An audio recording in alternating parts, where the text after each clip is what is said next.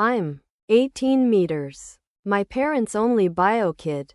They wanted more but they couldn't have more.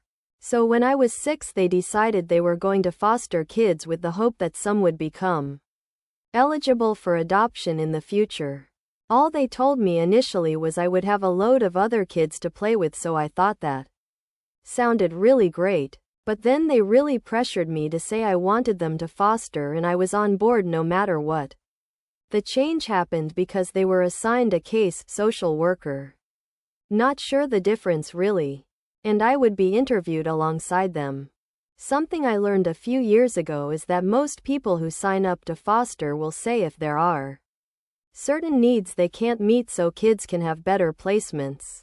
My parents were open for all kids with all kinds of behavioral issues if needed. So not once did they think of me. Because my parents were open for any kids.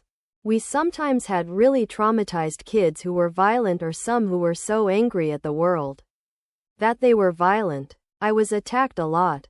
I had kids punch and kick me, bite me, choke hold me, burn me, and all kinds of things.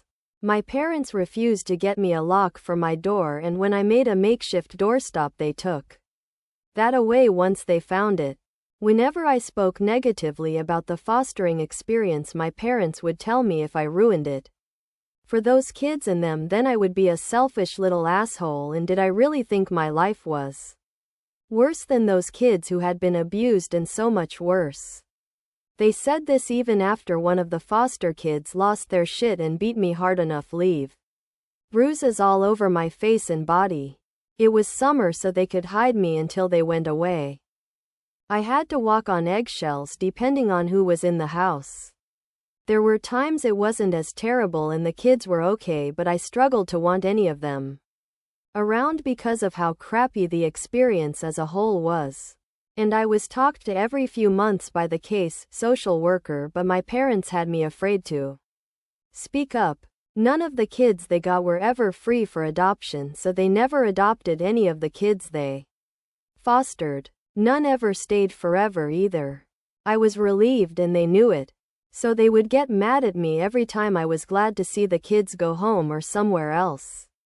A couple of times it was suggested that I get therapy by the case social worker, and my parents never took that seriously. Their foster kids got all the therapy they needed, and my parents were so devoted to doing the best for them. But it was like, fuck our bio kid and his needs. I think sometimes it was their way of punishing me for being there only.